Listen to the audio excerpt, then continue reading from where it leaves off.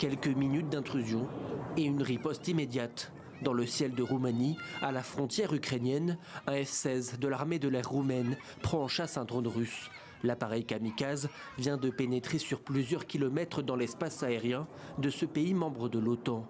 Le drone est escorté hors des frontières sans faire de dégâts, mais l'incident établit un dangereux précédent. Jamais un appareil russe n'était entré aussi loin sur le territoire roumain.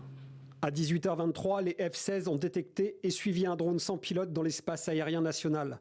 Le drone a été surveillé jusqu'à environ 20 km au sud-ouest de Chiliavech, où le contact radar a été perdu. Au même moment en Pologne, une alerte est aussi déclenchée ce samedi, en fin d'après-midi. Là encore, la menace est aérienne. Plusieurs drones russes sont détectés. Un nouvel épisode de tension, quelques jours seulement après l'irruption inédite d'une dizaine de drones russes sur le territoire de Varsovie. Les forces armées polonaises sont en alerte maximum et les États-Unis contraints de réagir officiellement. Cela n'aurait jamais dû se produire. Je pense que personne n'est satisfait de ce qui s'est passé. Vous avez vu que l'OTAN a réagi de manière appropriée. Nous ne voulons pas que cela se reproduise. Nous pensons qu'il s'agit d'un événement inacceptable, regrettable et dangereux à cet égard.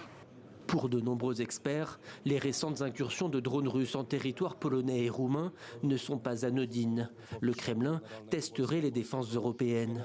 Dans le même temps, en Biélorussie, de vastes manœuvres militaires conjointes avec les forces russes se déroulent dans le cadre de l'opération Zapad 2025. Officiellement présentées comme des exercices annuels, ces démonstrations de force inquiètent de plus en plus l'OTAN, et particulièrement la Pologne, qui a décidé de fermer complètement sa frontière avec la Biélorussie.